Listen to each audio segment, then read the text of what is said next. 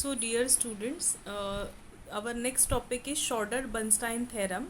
So, it states that if there exists injective function, that is nothing but f of is the function which is from h to b, and g is the function from b to a between the sets a and b, then there exists a bijective function from h, that is nothing but from a to b. Now injective function means what? Injective function means one to one function. So if there exists the injective function as f, that will be from a to b, and we are having the function g from b to a, then these two functions are between set a and b. Then there exists one bijective function h, which is also from a to b. So in terms of cardinality, what is cardinality? We have seen cardinality is nothing but total number of elements belong to that particular set. So in terms of cardinality of the two sets, if set A cardinality is less than or equal to B, and if B cardinality is less than or equal to A, then A and B are both equivalent, means they are having the equal elements in their particular sets. Now we can see over here, we are having this particular diagram where we are having one-to-one mapping. So we can say that elements of A, all the elements of A belongs to elements of B. Means, and we can see B is the set which contains number of elements apart from A. Means A is involved in set B. We can say completely set A is involved in B, that is all the elements of set A are present in set B by one-to-one mapping, that is function f from A to B. That is nothing but cardinality of A is less than or equal to B. Why we are saying that cardinality of A is less than or equal to B? Because we can see set A is this particular, means these are all the elements of set A. And we can see over here, this is set B, means this is A and this is B. So these are the elements that are not present in set A. That's why set A cardinality is less than or equal to B. Same way, the function g is present, which is from B to A. It's from B to A. That is also one-to-one mapping. Now we can see over here, this particular set belongs to set A, right? Means all the elements of set B are present in set A. That's why we can say that the cardinality of set B is less than or equal to cardinality of A. Means B set is completely involved in set A.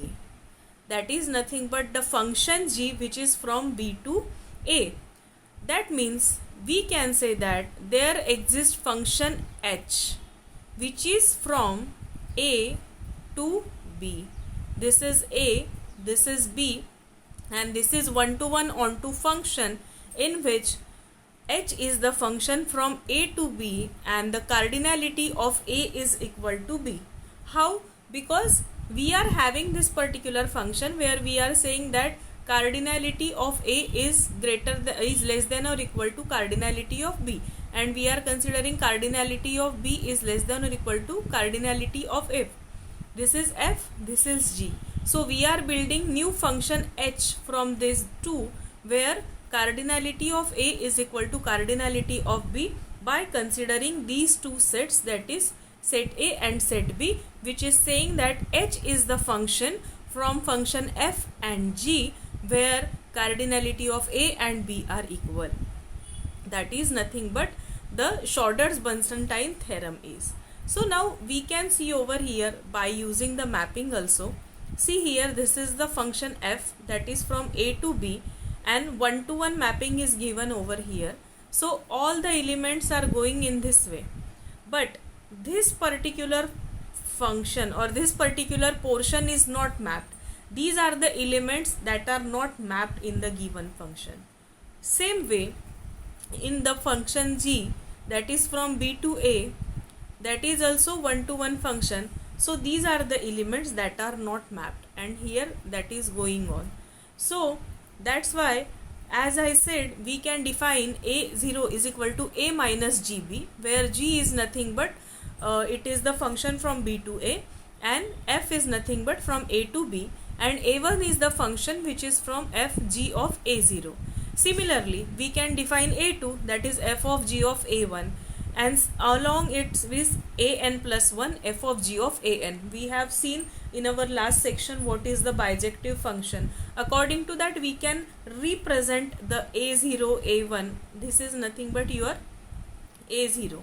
Same, we are representing a0 to an plus 1 into the bijective function format, where a0 is nothing but a minus g of b, and a1 is f of g of a0, a2 is f of g of a1, and so on. So from that we can construct the function that is nothing but h from a to b, where we are having the cardinality of a and b is equal to equal.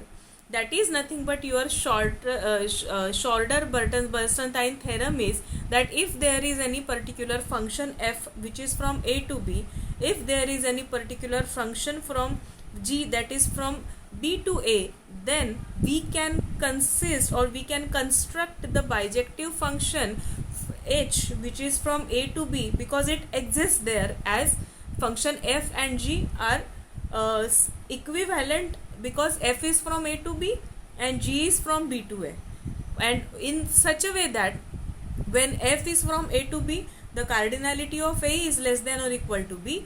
When it is from b to a, the cardinality of b is less than or equal to a, and because of that we can say that our one more function, that is h, present over there, where cardinality of a is equal to cardinality of b. So that is the statement of Schroeder-Bernstein theorem, that if there exists injective function f from a to b and g from b to a between sets a and b, then there exists a bijective function h from a to b. So this was the Schroeder-Bernstein theorem.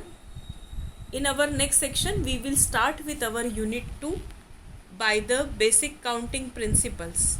Thank you.